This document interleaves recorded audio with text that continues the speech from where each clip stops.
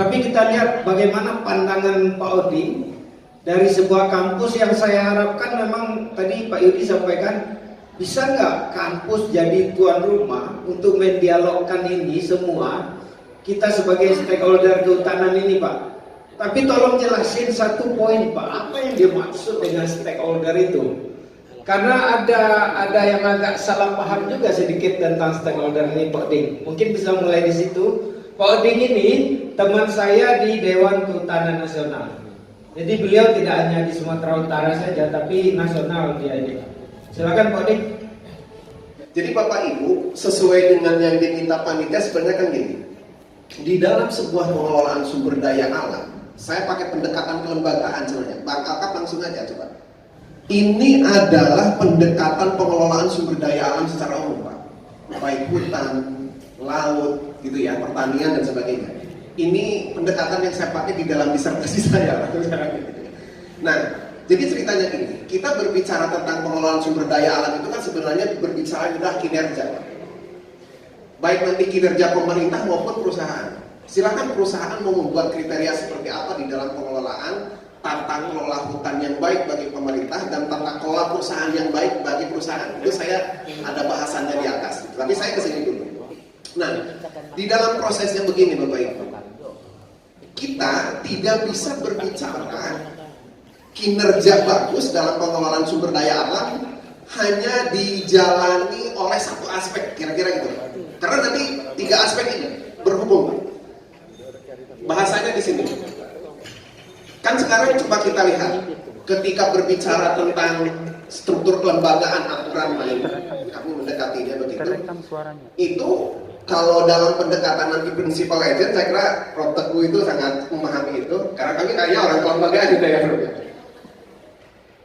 P8, P7 dan sebagainya itu kan aturan main, Pak. Ini aturan formal.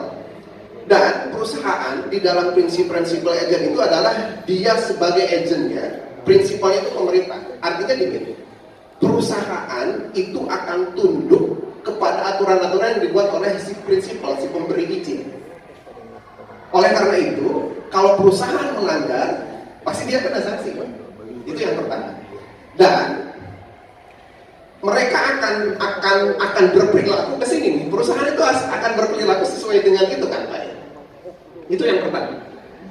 Nah, yang kedua, perusahaan juga akan berperilaku sesuai dengan karakteristik sumber daya.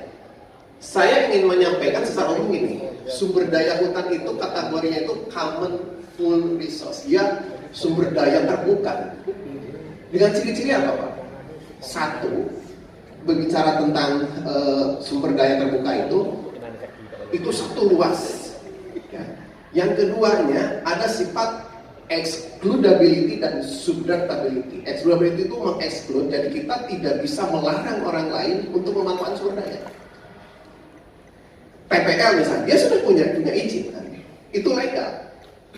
Tapi tak bisa melarang orang lain, kau tak boleh memanfaatkan kawasanku misalnya atau sumber daya yang ada di area itu, nggak bisa. Nah, yang keduanya di situ ada subductable, berbicara tentang persaingan. Artinya gini, ketika areal kawasan hutan sudah dimanfaatkan dapat izin oleh PT TPL, maka menutup pihak lain sebenarnya untuk memanfaatkan di area yang sama. Nah, makanya dalam proses-proses itu sebagai kewajibannya PT TPL akan melakukan kegiatan perlindungan dan pengamanan hutan dari tindakan-tindakan yang melanggar hukum oleh pihak lain. Kan gitu Pak ya? Itu akan ditaati Pak. Itu sebagai sebuah karakteristik. Makanya apa yang dilakukan oleh perusahaan nanti, siapapun, termasuk mungkin oleh pemerintah, termasuk oleh masyarakat adat nanti, termasuk oleh kelompok perhutanan sosial, sebenarnya semuanya ditentukan oleh ini Pak. Perhutanan sosial misalkan, yang mungkin nanti di luar skema kemitraan kehutanan ya.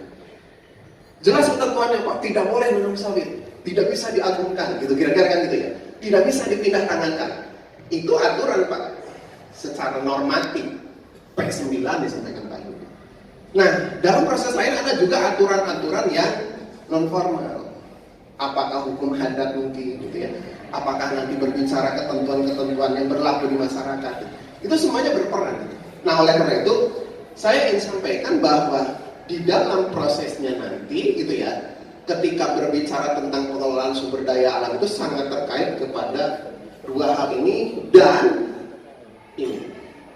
perilaku aktor. Coba yang ke gambar ini, Mas Akap yang ada pohon gitu kan? Pak, sumber daya alam sebagai Kamal Resource tadi, yang nanti siapapun bisa mengakses, gitu ya. Banyak pihak yang berkepentingan, kayaknya ke atas deh. Ini sama dengan Pak Yudi, ke atas.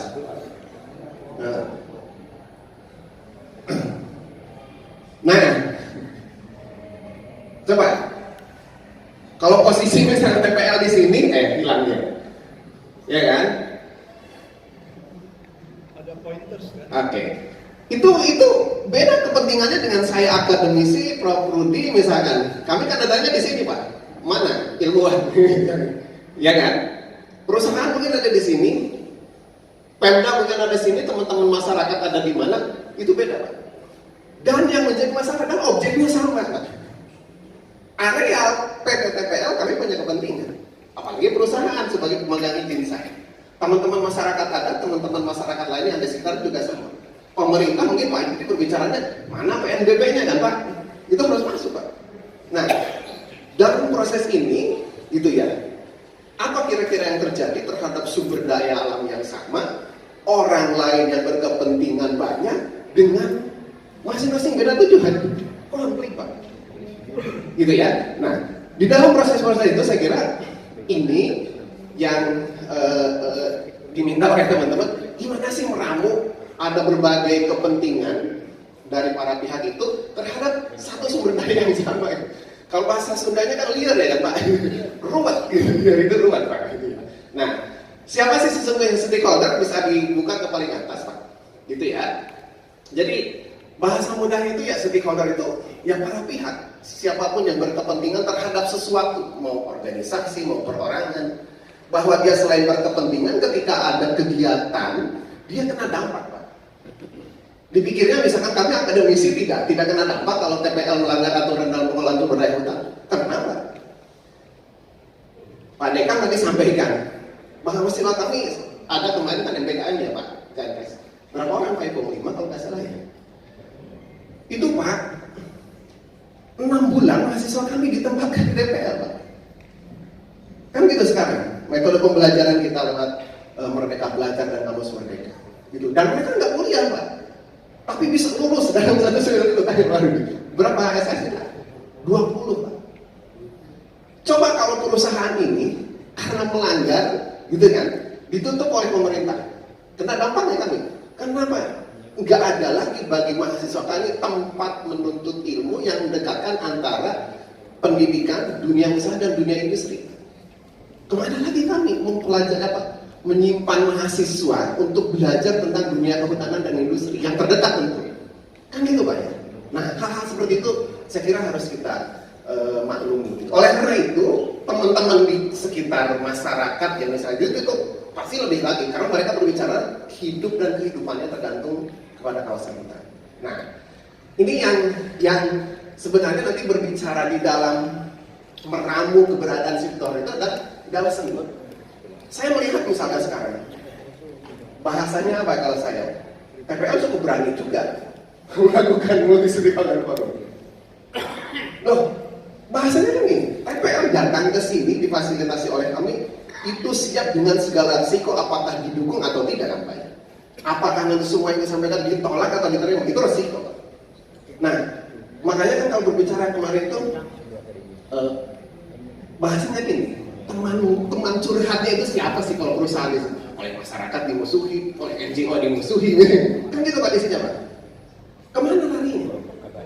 Ya kami sebagai akademisi gitu ya, dunia akademik itu bebas kepentingan dalam tanda petik meskipun boleh jadi ada. Kami punya kepentingan misalnya menempatkan MPKM mahasiswa, tapi dalam hal lain lah. Ya kan, mimbar akademik itu di kampus dibuka Pak. Sehingga jangan sampai disangka wah ini dan hutan kayaknya udah dibajak ya oleh PT TPL gitu. Mau-maunya gitu. Enggak begitu Pak. Atau kita tetap harus kayak menara gading gitu di atas di awang-awang. Kita itu tridharma itu memang harus dijalankan Pak. Makanya kami sekali lagi seperti sampaikan Pak Dekan di sambutan sangat membuka kepada para pihak lain jika ingin melakukan hal yang sama. Teman-teman masyarakat adat sekarang tak punya teman curhat ya sekarang. Karena di paparan saya memang ada, tapi saya kemitraan kehutanan. Hutan adat, saya setuju Pak Andres, itu adalah hak kita Pak. Silahkan. Nah, kalau kajian kami, kenapa dari sisi kelembagaan hutan adat itu sangat sedikit dibandingkan skema lain yang berhutan sosial? Ada satu hal yang membedakan ketika masyarakat adat akan mengajukan hutan adat. Apa? Peraturan daerah terkait dengan pengakuan dan perlindungan masyarakat hukum adat. Ini siapa yang mengeluarkan perda? Pemerintah daerah. Jadi itikat baik dari Pak Bupatinya, DPRD-nya itu akan sangat mendukung lahirnya hutan adat. Itu yang penting Pak. Nah, Bapak-bapak tahu lah, kami pernah mendampingi dan membuat sebuah naskah akademik gitu ya di dalam menyusun peraturan daerah, lama dan biayanya mahal. Coba sekarang pemerintah daerah misalkan dalam tanda petik Pak, kami mendapati angka untuk menyusun satu perda itu 600 juta gitu. Coba berapa perda yang mau dibuat oleh pemerintah daerah dengan uang segitu? Ada enggak? Ya kalau kemudian, ya dalam tanda petik kami hanya ingin menyampaikan kebijakan-kebijakan termasuk kelembagaan aturan main juga tidak hanya berbicara aturan pusat, juga pemerintah daerah gitu ya. Coba kalau nanti dikaitkan dengan kegiatan politik atau aktivitas politik, karena terus terang aja pengelolaan sumber daya alam secara umum itu sangat terkait dengan kebijakan politik Pak. Itu juga harus kita lihat gitu. Ini maaf misalnya Pak Yudi tadi menyampaikan sekarang pemerintahan Pak Jokowi dengan perhutanan sosialnya, apa bapak-bapak atau ibu-ibu lihat itu bukan kepentingan politik? Kepentingan politik Pak. Serius Pak, di sana kan gitu. Ya, kan itu yang menarik gitu bagi rakyat. Misalkan maaf, akan memilih beliau lagi gitu. Jadi itu udah kamu pakai.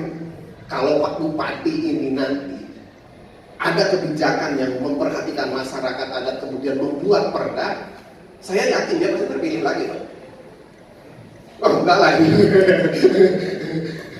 tapi yang saya sampaikan, kebijakan pengelolaan sumber daya alam itu juga sangat terkait dengan kebijakan politik. Ya contohnya seperti Pak Yudi tadi bilang, KPH itu kemarin bisa swakalola Pak sebagai undang-undang cipta kerja. Tapi begitu undang-undang cipta kerja lahir, dia hanya fasilitator aja. Kan gitu, itu sangat terkait. Bahkan perubahan Undang-Undang 32 2004 menjadi 23 2014 masih tentang pemerintahan daerah yang mencabut kewenangan bupati dalam mengelola hutan dipindahkan ke provinsi dan pusat. Apa itu bukan kebijakan politik Pak? Nah, itu yang ingin saya sampaikan. Terus Pak Kakak, saya kira-kira setimpal itu gitu ya. Lagi Pak, ke bawah aja, ini lihat dulu. Nah, siapa stakeholder di dalam pengelolaan hutan? Para pihak. Kami secara umum bagi 5 Pak. Dan jangan lupa ada stakeholder yang ini. Hutan sendiri Pak. Dengan ciri yang common for resource tadi. Dia adalah stakeholder yang paling lemah. Bapak bayangkan. Pohon mau ditebang bisa lari dia nggak? Bisa melawan? Enggak. Makanya dalam proses hubungan interaksi antar lingkungan sosial dengan lingkungan ekonomi, yang mungkin sebagian besar kesana lingkungan sosial, kesini lingkungan hidupnya gitu ya kan, ini harus diperhatikan Pak. Makanya di dalam proses pengelolaan hutan lestari itu ada upaya-upaya untuk bisa mempertahankan bagaimana pemanfaatan sumber daya alam itu jangan terlalu adalah ekstraktifnya saja. Ya, saya tidak tahu persis nanti. Kalau Pak Yudi tadi sudah tampilkan multi usaha kehutanan, itu juga dorongan Pak Eko, Pak Andres di K8 itu. Jadi bapak-bapak sekarang bisa memanfaatkan sumber daya hutan non kayu di area. Padahal kita kan sekarang tanaman hutan industri pasti full murni kayu kan. Tapi ada area-area saya juga sangat takjub juga disampaikan tadi dengan pembagian termasuk ada area konservasinya itu saya sebuah hal yang penting. Coba lanjut karena saya mungkin nanti akan memasukkannya ke kegiatan-kegiatan kita. Kalau ini lewat saja Pak. terkait dengan tata kelola yang baik, termasuk di situ tata pengelolaan hutan yang baik. Kan bicaranya gini, ini pendekatan-pendekatannya sebenarnya terhadap prinsip-prinsip yang sifatnya ada di sini disebutkan lah. Makanya kalau ada kelompok atau para pihak lain yang tidak mengetahui seperti apa kinerja pengelolaan hutan oleh TPL, Bapak-bapak bisa lihat aja di sini. Sudah punya nggak media publiknya untuk dilihat publik, Pak? Pak Jandet sampaikan, oh kami udah terbuka ini, ada mungkin di website gitu ya kan, semua orang bisa akses. Saya kira proses-proses ini yang memang harus didorong. Ya, kalau Bang Andiko tadi kan berbicara tentang apa itu HAM dan bisnis. Saya kira ini bagian dari good forest governance juga sebenarnya kalau dari sisi perusahaannya good corporate governance, gitu ya. Nah, ini yang penting. Terus Pak, secara singkat ini menunjuk stakeholder, Common Resource tadi sudah dibahas. Terus, oke, ini terus Pak, terus ini pengertian yang tadi Pak Yudi saya sampaikan tadi di sini Pak. Terus, nah saya mungkin membahas sedikit tentang kemitraan kehutanan. Yang membedakan Pak kemitraan kehutanan dengan yang lainnya, kan pemohon perhutanan sosial itu bisa kelompok. Kelompoknya bisa kelompok tani hutan, koperasi, bahkan personal perorangan. Ada yang membedakan kemitraan kehutanan. Biasanya selain skema yang lain itu yang mengajukan adalah pemohon yang disebut tadi perorangan, koperasi, gabungan kelompok tani. Ini Pak, yang bermohon adalah PBP, Perizinan Perusahaan Pemanfaat Hutan. Maksudnya perusahaan dengan persetujuan si mitra. Nah, makanya kalau di dalam proses-proses ini sudah menjadi kewajiban, mandatori Pak sekarang Pak, di P8. Saya tidak tahu persis kalau yang ada di saya itu cuma 3 SK Menteri Pak, yang NKK. Tapi kalau tadi sampai ke 17, saya tidak tahu persis apakah itu sudah skema perhutanan sosial atau skema lain Pak. Skema perhutanan sosial. Sudah 45 itu. Iya.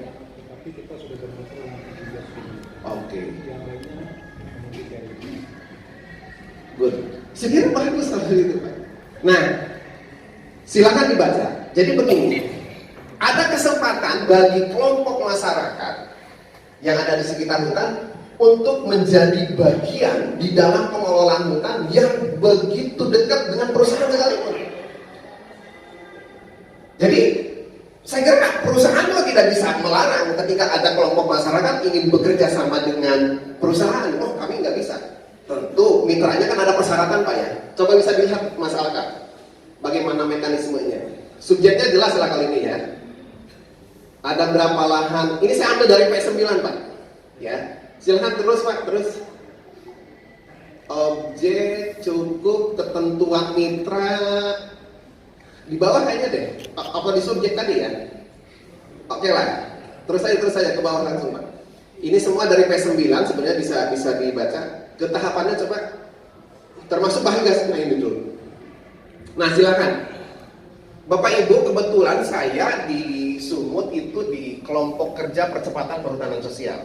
Saya koordinator divisi percepatan. Jadi sebenarnya bahasanya gini, siapa saja kelompok masyarakat yang ingin mengelola perhutanan sosial itu bisa daftar ke saya atau ngomong ke saya nanti akan koordinasi dengan Pak Yudi.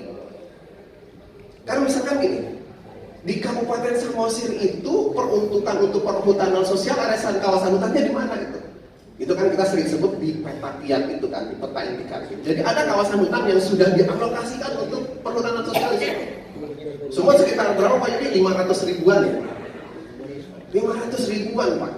Mau diserahkan pengelolaannya ke masyarakat dan capaiannya sekarang baru sekitar 100 ribu kan Pak?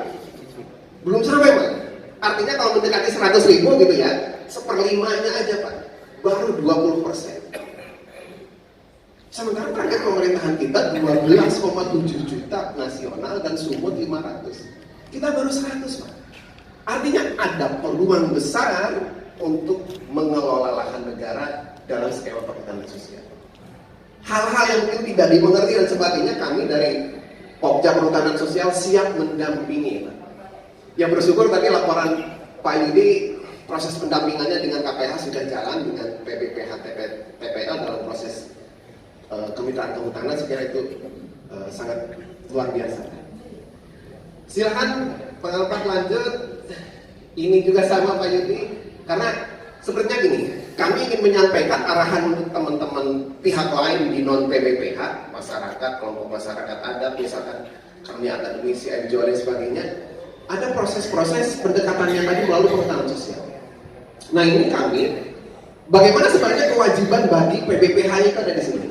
Coba terus saja Mas Alka. Ini juga sama lah.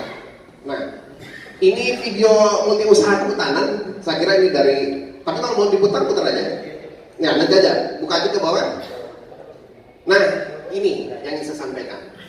Pak, pemerintah punya program yang disebut dengan Polunetsing. Bahasa mudahnya gini. Para pihak industri yang mengeluarkan emisi, dan emisi itu sebagai sebuah dosa, dosanya harus ditebus, Pak. Mudahnya gitu saja, Pak, kalau nggak sini. Jadi menebus dosa karena emisi yang dibuat oleh perusahaan. Salah satunya mungkin proses mitigasi berupa penanaman. Apakah di areal PBPH atau di luar areal PBPH? Ada Bang Renhat Simarmata, beliau dari tim Satgas Penyelamatan Ekosistem Danau Toba. Bang Firman Sinaga juga ada. Kami fasilitasi PPI 64, boleh disebutkan lah. Ini bukan mau membandingkan gitu ya. Di area Danau Toba kita mendampingi mereka dalam proses kegiatan rehabilitasi dan konservasi sebagai kewajiban mereka menebus dosa dalam bentuk pollination penanaman. Tahun lalu sekitar 500.000 hektar ya, Bang Reka? 500.000 hektar Pak di DTL. Kami sebenarnya juga mengajak perusahaan-perusahaan lain termasuk TPL, Bang Ibnu, ya mungkin di luar kawasan konsesi kita. Kegiatan itu bisa kita kolaborasikan, gitu loh. Nah, kenapa mereka mengejar itu? Sebenarnya terus Pak, ini teorinya saja lah. Kalau pollination itu istilah mudahnya gitu lah, menebus dosa karena emisi yang kita keluarkan, gitu ya. Khususnya dari industri, ya kan. Sebab bisa saja nanti pollination juga ditanam dari tanaman hutan tanaman kita, tapi kan itu nanti ditebang lagi. Karena kita akan mempertahankan pohonnya, Pak. Terus, nah ini, larinya itu ke sini, Pak. Saya kurang tahu, proper PT TPL tadi disampaikan Pak Jatris sudah apa? Biru ya. Semua ngejar hijau kan? Berat kan Pak ya untuk dapat biru aja? Sangat berat Pak. Nah makanya pollination itu adalah salah satu jalan yang sangat mendukung untuk tercapainya proper ke arah hijau. Coba kita lihat apa saja sih sebenarnya ya yang dipentingkan. Ini kan Pak ya kriterianya, gitu ya. Termasuk dalamnya pemberdayaan masyarakat, inovasi sosial dan sebagainya, Pak. Jadi dalam proses-proses ini, gitu ya, tak ada cerita kemudian perusahaan menutup diri, sekarang nggak bisa. Orang yang disampaikan Pak Janda tadi, nggak mungkin lah, istilahnya, Pak Dardes mau lakukan apa tadi Pak? Pembukaan lebih luas atau mungkin menebang di luar areal tebang, nggak mungkin. Satelit LHK itu kan 24 jam matanya kan Pak. Kalaupun tidak satelit 24 jam, masyarakat di sekitar kan kita bisa melaporkan. Sekarang itu kan ada apa namanya mekanisme orang masyarakat bisa melaporkan langsung ke LHK. Twitternya ada Pak. Di kemudian LHK itu segala macam media sosial yang istilahnya sudah menjadi milik kita bersama itu juga menjadi alat kontrol. Nah, saya kira di sini gitu ya pentingnya apa istilahnya itu ya ada sinergi lah, ya kan antara para pihak baik nanti dari satu sisi mungkin sekarang yang berpunya hajat gitu ya kira-kira pihaknya dari perusahaan yang kemudian sekarang perusahaan kayu itu misalkan nanti dalam proses-proses lain mungkin juga ada perusahaan lain kami dari fakultas dengan Pak Dekan tentu akan sangat senang untuk memfasilitasi forum-forum seperti ini, gitu ya.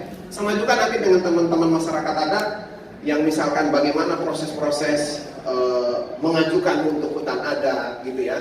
Proses-proses nanti lahirnya perda melalui perda perlindungan dan pengakuan masyarakat hukum adat, termasuk nanti mungkin proses-proses bahasa kitanya kalau di perhutanan sosial itu pra maupun pasca persetujuan kita di kelompok perhutanan sosial, maka di Pokja PS itu akan sangat senang akan mendampingi, gitu ya.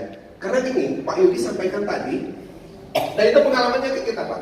Ada gapoktan yang ngirim ke Jakarta, permohonannya ditolak oleh Menteri. Jawaban Menteri adalah lengkapi karena peta yang dimohonkan itu tidak ditandatangani KTPH, Pak. Ya kan Pak Yudi ya, dari Labuhan Batu. Ya. Itu Pak, saya tahu ceritanya gini Pak.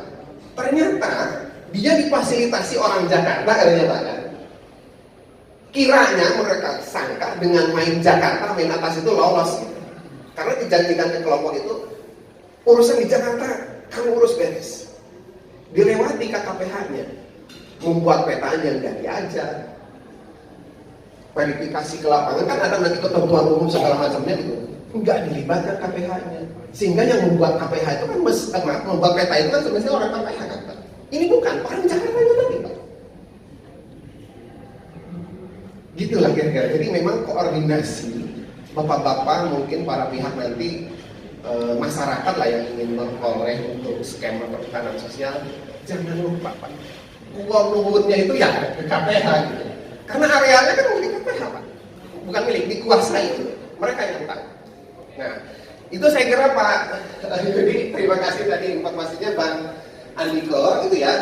Jadi ramuan saya maksudnya adalah yang Polsa tadi sebenarnya gitu ya. Ketika berusaha kita mencapai sebuah kinerja di dalam pengelolaan sumber daya alam, khususnya hutan, itu sangat ditentukan oleh satu aturan main yang berlaku.